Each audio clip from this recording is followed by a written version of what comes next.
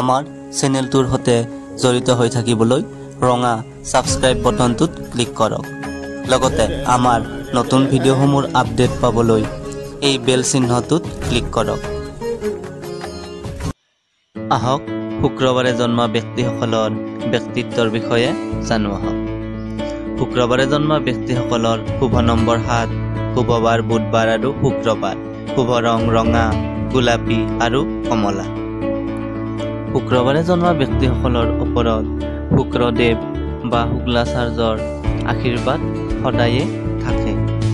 শুক্ৰদেৱৰ আৰাধ্য দেৱী মা লক্ষ্মীৰ কৃপাও লাভ কৰা দেখা যায়। শুক্ৰবাৰে জন্মা ব্যক্তিসকল বুদ্ধিমান হয় আৰু পৰিস্থিতি অনুযায়ী কৰ্ম কৰাৰ দক্ষতা এওঁলোকৰ পুৰা মাত্ৰাই আছে। এওঁলোকে লাক্সাৰিজ বস্তুৰ ওপৰত খৰচ কৰি ভাল পায় আৰু উন্নত জীৱন যাপনৰ কামনা সদায়ে কৰে।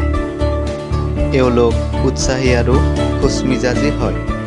এওঁলোকৰ মুখত আপুনি সদায়ে হাঁহি দেখিবলৈ পাব। শুক্ৰবাৰে জন্মা ব্যক্তিসকলৰ বেছিভাগৰে গাৰ ৰং বগা হয় আৰু দেখাত ধুনীয়া হয়। এওঁলোকৰ চকুজুৰিও বৰ ধুনীয়া হোৱা দেখিবলৈ পোৱা যায়। আহক শুক্ৰবাৰে জন্মা ব্যক্তিসকলে কেনেকুৱা বৃত্তিত সফল হয় জানো আহক।